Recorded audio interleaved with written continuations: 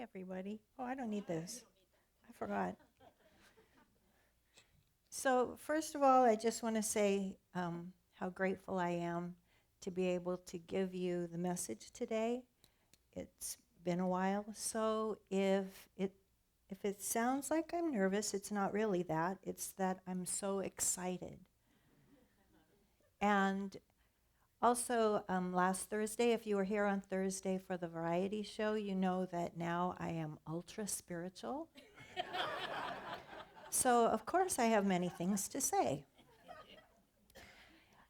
And also, since Terry and Billy already pretty much said all the things, I just have to embellish because we have so much time to use.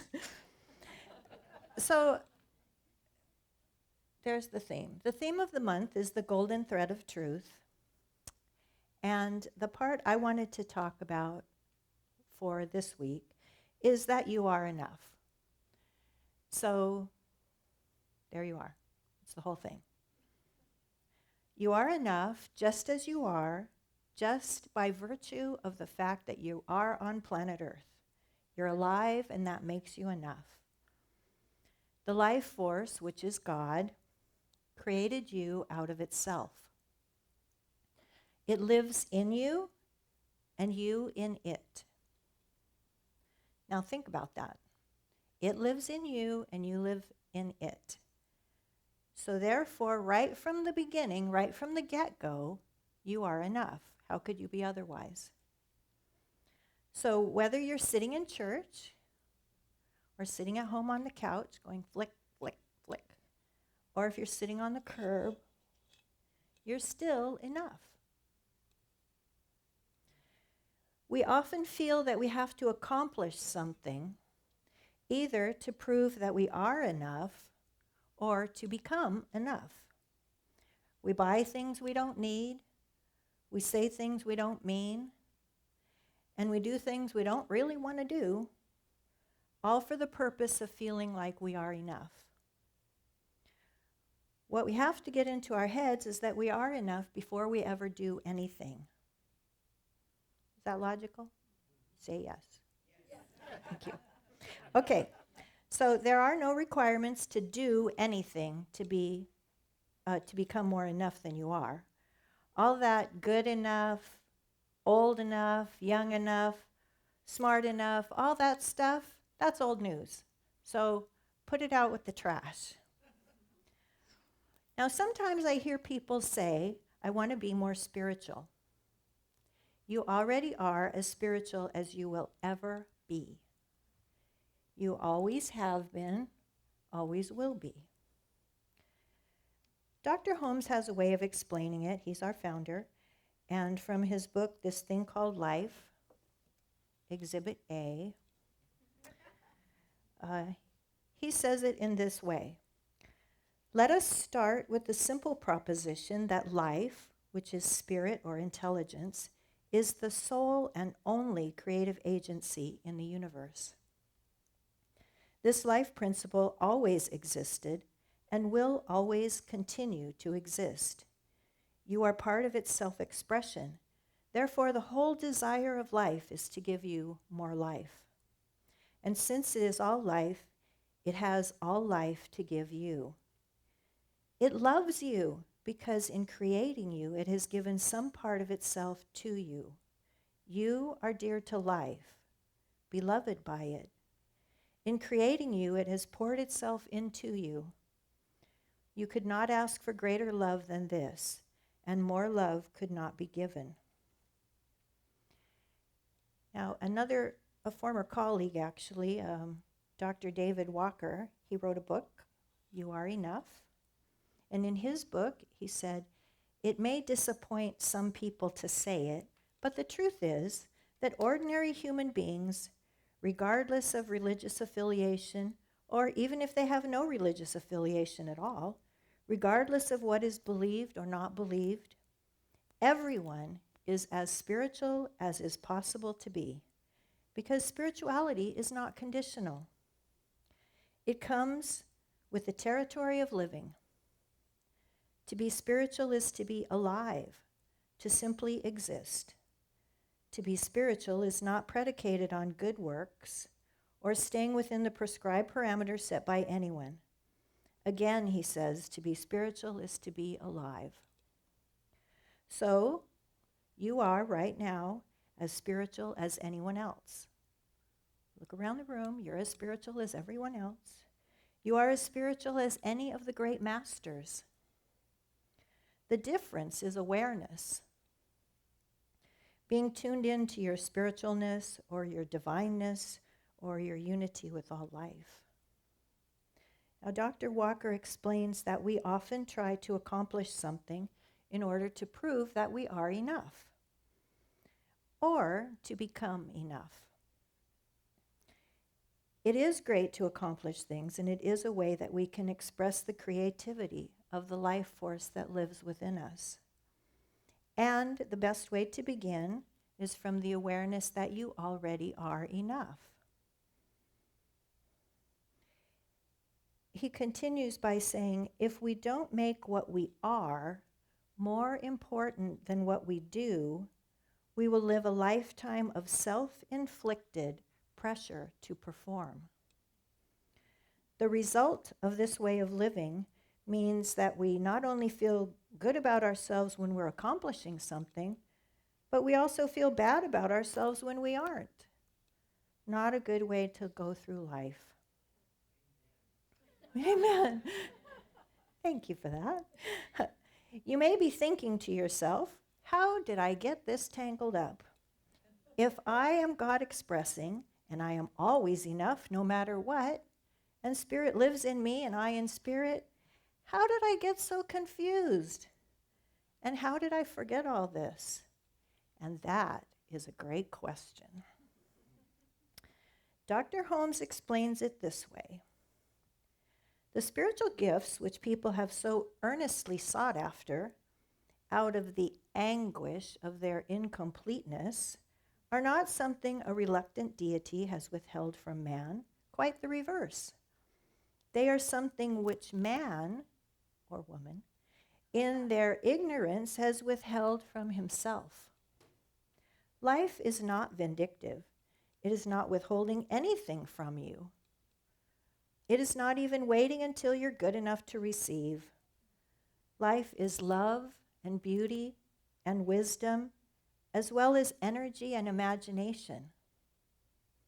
You will be able to use its power in exact proportion as you embody its essence. He continues, every man is some part of God, whether or not he knows or believes it. But we hypnotize ourselves into thinking that we are incomplete and imperfect. We identify ourselves with the fantastic pictures of our morbid dreams, but the ropes that bind us are ropes of sand. And then Dr. Walker says, you are not now, or have you ever been, flawed.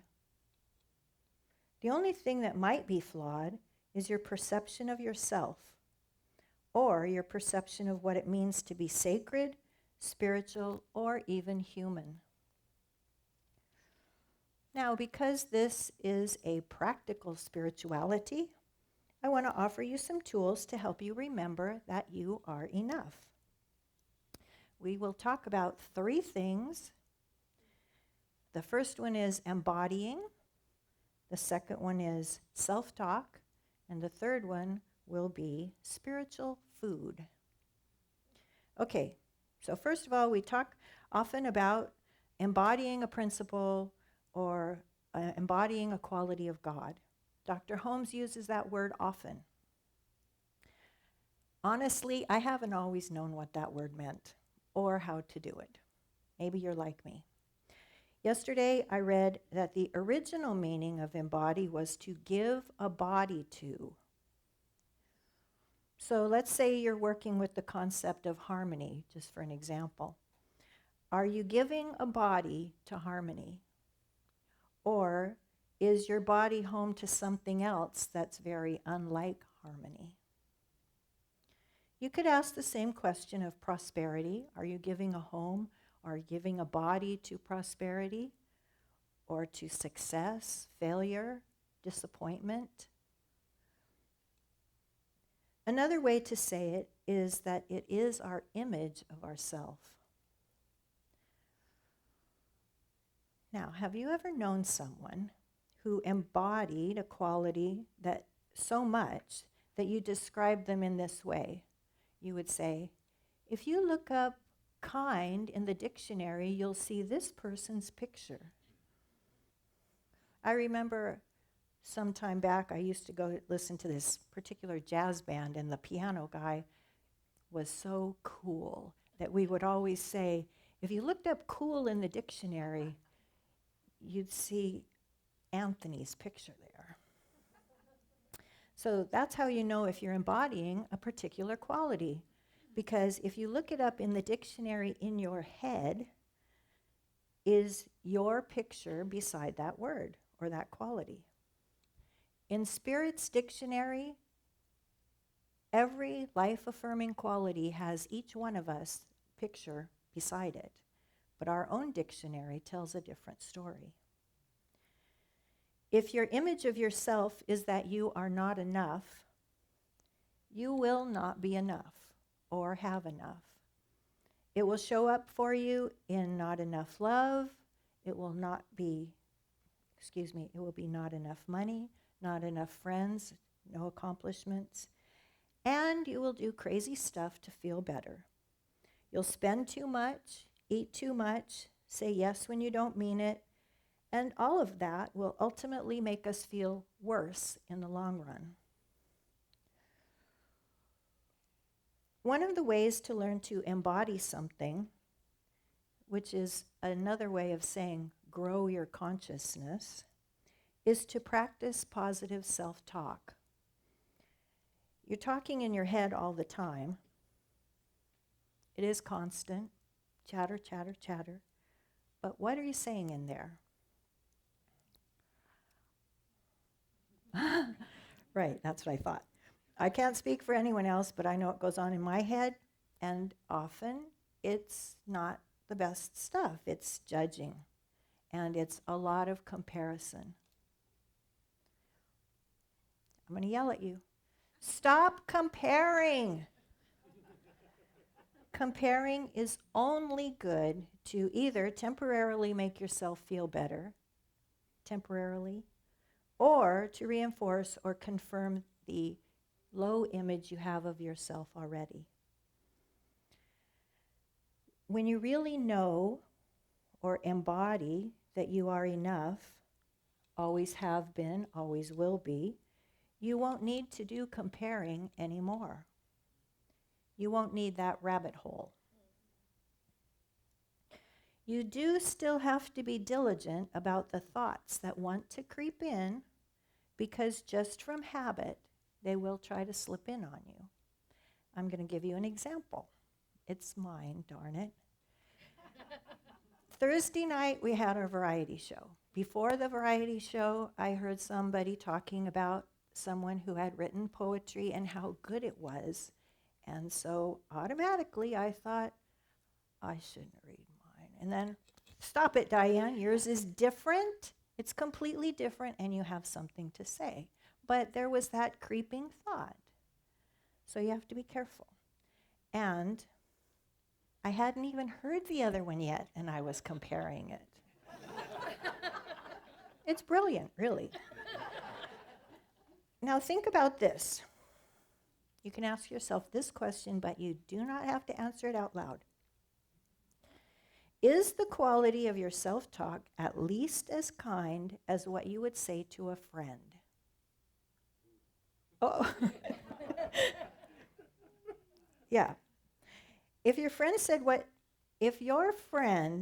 to you what you say to you, you wouldn't keep that friend. But you do allow it in your head. Stop it. Now, I have given you some examples of self-talk. They came with your program. And these will help you to embody your enoughness, your completeness, your wholeness. and they will improve the quality of your conversations with yourself. Since I mentioned the variety show, I would like to say that to me it felt like everyone was coming from their enoughness or their completeness. I certainly mean the performers, also the audience. Everyone was so supportive of each other. It was like a regular love fest. And to me, that was a teaching moment, because for us to ask ourselves, how can we be that supportive of the people in our lives all the time? And that is all the people, not just the ones here or the ones we like. Okay, now on to our third point, which is spiritual food. Sometimes we hear people say, I'm not being spiritually fed. They don't say that here, of course. And I will admit that in the past I've said that myself. Here's what I want you to know. Oh, this is going to shock everyone. It's not the minister's job to feed you. Are you shocked? Remember that thing we teach about personal responsibility? This is one of those. So if you want to be spiritually fed, you have to take some responsibility. The minister can inspire you to take more action, to read another book, meditate more, but she or he cannot feed you. Most of you probably feed your physical body more than once a week. Am I right?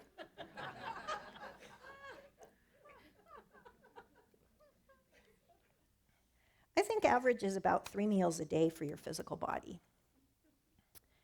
How often are you feeding your spiritual body? Are you giving it 3 meals a day? Maybe a snack once in a while?